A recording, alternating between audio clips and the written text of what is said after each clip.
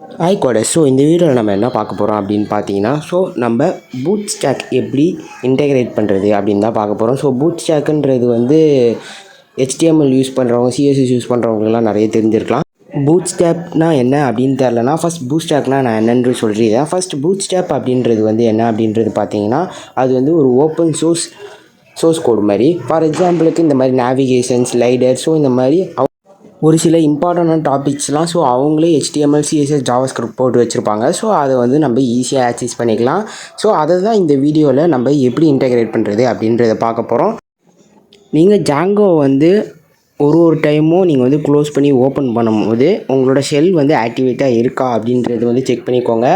ஒரு சில பேருக்கு ஒரு நாள் க்ளோஸ் பண்ணக்கப்புறம் அடுத்த நாள் ஓப்பன் ஆகிருக்காது. பட் நீங்கள் அதாவது ஷெல் ஆக்டிவேட்டாக இல்லைனா நம்மளால் ப்ரோக்ராமே ரன் பண்ண முடியாது. ஃபஸ்ட்டு நீங்கள் ஓப்பன் பண்ணோடனே டெர்மினல் ஓப்பன் பண்ணி ஷெல் ஆக்டிவேட்டாக இருக்கா அப்படின்றத செக் பண்ணிவிட்டு அதுக்கப்புறம் என்ன Django ஒர்க் பார்க்க போகிறீங்களோ அதை யூஸ் பண்ணிக்கோங்க. ஃபஸ்ட் நான் இதில் ஓப்பன் பண்ணும்போது ஷெல் ஆக்டிவேட்டாக இல்லை. அதுக்கப்புறம் நான் என்ன பண்ணேன்னா, நம்ம ஷெல் ஆக்டிவேட் ஆன கோடை டைப் பண்ணிட்டு அதை நான் இப்போ ஆக்டிவேட் பண்ணி அதுக்கப்புறம் ஜஸ்ட் அதை ரன் பண்ணி பார்ப்போம். இந்த வீடியோவில் நம்ம எப்படி பூட்ஸ்டாக் யூஸ் பண்ணுறது அப்படின்றத பார்க்க போகிறது இல்லை. நம்ம எப்படி பூட்ஸ்டாக்கை நம்ம Djangoவில் இன்டெகிரேட் பண்ணுறது அப்படின்னு தான் பார்க்க போகிறோம். உங்களுக்கு பூட்ஸ்டாக் எப்படி யூஸ் பண்ணணும் அப்படின்றது கேள்வி இருந்துச்சுன்னா நீங்கள் டிஸ்கிரிப்ஷனில் பூட்ஸ்டாக் அப்படின்றது டைப் பண்ணுங்கள். நான் அடுத்த வீடியோவில் நான் பூட்ஸ்டாக் எப்படி யூஸ்ஃபுல்லாக யூஸ் பண்ணணும் அப்படின்றது நான் சொல்கிறேன். ஃபஸ்ட் பூட்ஸ்டாக் யூஸ் பண்ணுறதுக்காக நம்ம நம்மளோட க்ரோம் ப்ரௌசர் யூஸ் பண்ணிப்போம். அண்ட் அதில் பூட்ஸ்டாக் அப்படின்னு போனீங்கன்னா ஃபஸ்ட்லேயே அவங்களோட வெப்சைட்ஸ் இருக்கும். அதை ஓப்பன் பண்ணிக்கோங்க. அதில் நம்மளுக்கு அதாவது கீழே ஸ்க்ரோல் பண்ணிங்கன்னா உங்களுக்கு CDN ஆப்ஷன் இருக்கும். அதில் 2 லிங்க் இருக்கும். அதாவது ஃபஸ்ட்டு ஒன்று CSS link and second JavaScript link. இது ரெண்டுத்துக்குமே காப்பி பண்ணி நீங்கள் உங்களோட ஹெட்டிங் டேக்கில் பேஸ்ட் பண்ணிக்கோங்க. இது ரெண்டுத்துக்குமே என்ன அர்த்தம் அப்படின்னு பார்த்தீங்கன்னா, ஃபஸ்ட்டில் உள்ள லிங்க்குக்கு என்ன அர்த்தம்னா, நம்ம ஜஸ்ட் CSS மட்டும் ரைட் பண்ண போகிறோன்னா நீங்கள் அந்த லிங்க்கை மட்டும் காப்பி பண்ணால் போதும். இல்லை நீங்கள் JavaScript யூஸ் பண்ண போகிற மாதிரி இருந்தீங்கன்னா நீங்கள் அந்த ஸ்கிரிப்ட் டேக்கையும் லிங்க்கையும் நீங்கள் பேஸ்ட் பண்ணுற மாதிரி இருக்கும். அதனால தான் நான் ரெண்டுத்தையுமே காப்பி பண்ணி பேஸ்ட் பண்ணிக்கிறேன். நெக்ஸ்ட்டு மேலே மெனுவில் டாக்ஸ் அப்படின்னு இருக்கும். அதை கிளிக் பண்ணி உங்களுக்கு என்ன டாபிக் வேணுமோ அதை செலக்ட் பண்ணி காப்பி பண்ணிக்கோங்க. நான் ஒரு டிஃப்ரெண்ட் நேவிகேஷன் மாதிரி கிடைக்குமா அப்படின்றது தேடிட்டு அதுக்கப்புறம் உங்களுக்கு இந்த வீடியோவை ப்ளே பண்ணுறேன். நான் தேடி பார்த்ததில் இது கொஞ்சம் டிஃப்ரெண்ட்டாக இருந்துச்சு இந்த நேவிகேஷன். அதனால் நான் என்னோடய பேஜுக்கு இந்த நேவிகேஷன் யூஸ் பண்ண போகிறேன். அதனால் இதை காப்பி பண்ணி என்னோடய ப்ரோக்ராமில் நான் இப்போ பேஸ்ட் பண்ண போகிறேன். அதுக்காக என்னோடய ப்ரோக்ராமுக்குள்ளே போயிடலாம். என்னோடய ப்ரோக்ராமில் அதாவது பாடி டேக்கில் டாப்பில் நான் சேவ் பண்ண போகிறேன். நான் சேவ் பண்ணிவிட்டு இப்போது என்னோடய ப்ரோக்ராமை நான் ரன் பண்ண போகிறேன்.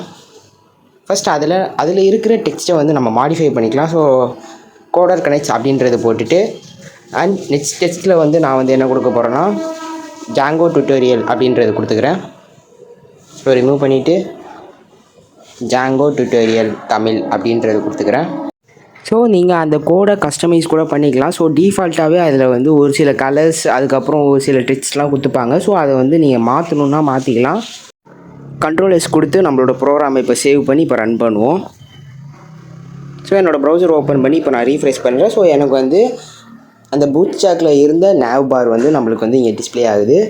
இந்த மாதிரி நீங்கள் நிறைய டாபிக்ஸ் இருக்கும் அந்த பூட்ஸ்டாக்கில். உங்களுக்கு இந்த என்னென்ன டாபிக்ஸ் இருக்குது, அதை எப்படி பண்ணலாம் அப்படின்றது உங்களுக்கு தேவைன்னா கீழே பூட்ஸ்டாக்குன்றதை கமெண்ட் பண்ணுங்கள். நம்ம பூட்ஸ்டாக்காக தனியாக ஒரு வீடியோ டுட்டோரியல் மாதிரி ஆரம்பித்து அதில் என்னென்ன டாபிக்ஸ் இருக்குன்றதை பார்ப்போம் ஃபுல்லாக. நம்மளோட டாபிக்ஸில் வருவோம்.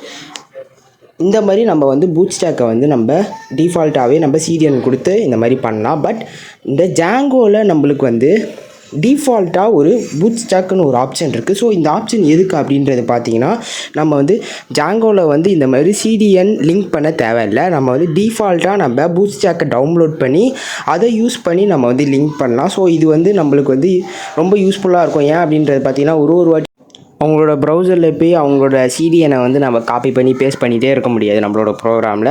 அதுக்காக இந்த ஆப்ஷன் நம்மளுக்கு ரொம்ப யூஸ்ஃபுல்லாக இருக்கும். அதை எப்படி பண்ணுறது அப்படின்றத இப்போ நம்ம பார்ப்போம்.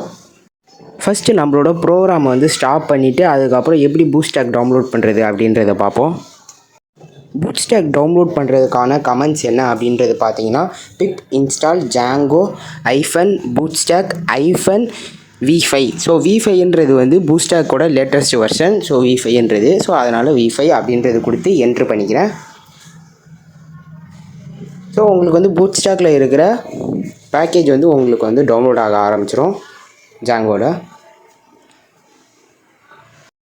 பூட்ஸ்ட்ராக் டவுன்லோட் பண்ணதுக்கப்புறம் ஃபஸ்ட்டு என்ன பண்ணணுன்னா, நம்மளோட ப்ராஜெக்ட் ஃபோல்டரில் போயிட்டு அதில் இருக்கிற செட்டிங்ஸில் இன்ஸ்டால்டு ஆப்ஸில் நம்ம போய் பூட்ஸ்ட்ராக் டவுன்லோட் பண்ணிட்டோம் அப்படின்றது வந்து நம்ம வந்து இன்க்ளூட் பண்ணணும். அதாவது நம்ம டிஃபால்ட்டாக நம்ம ஆப் க்ரியேட் பண்ணும்போது பார்த்துருப்போம்ல, அதாவது ஆப் க்ரியேட் பண்ணோன்னே அதை வந்து நம்ம இன்ஸ்டால் ஆப்ஸில் போய் நம்ம வந்து ஸ்டோர் பண்ணியிருப்போம்ல, சேம் மெத்தட் தான் நம்ம வந்து பூட்ஸ்ட்ராக் டவுன்லோட் பண்ணோம்ல.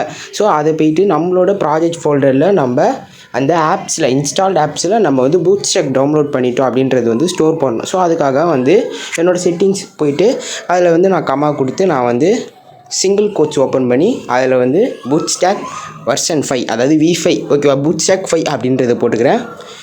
ஸோ பூட்ஸ்ட்ராக் 5 அப்படின்றது போட்டு நீங்கள் சேவ் பண்ணிக்கோங்க. அதுக்கப்புறம் நம்ம எப்படி ப்ரோக்ராம் பண்ணலாம் அப்படின்றத பார்ப்போம்.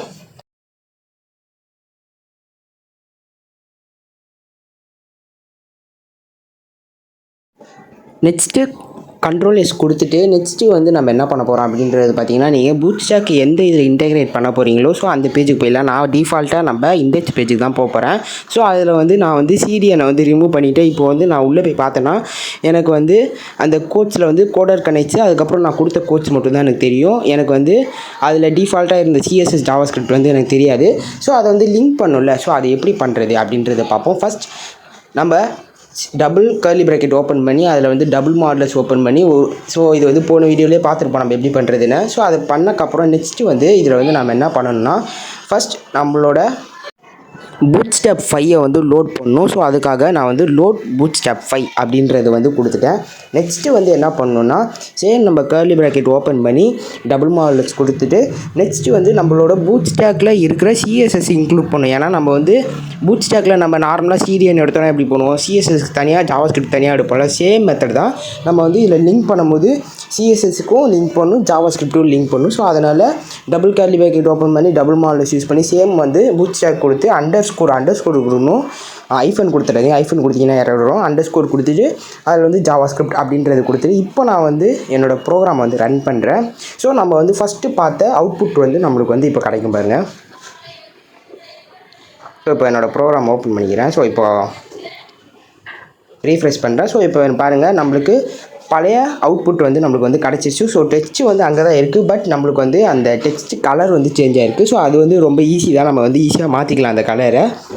ஸோ இந்த மாதிரி தான் நம்மளோட பூட்ஸ்ட்ராக்கை வந்து நம்ம இந்த மாதிரி தான் இன்டெகிரேட் பண்ணணும்.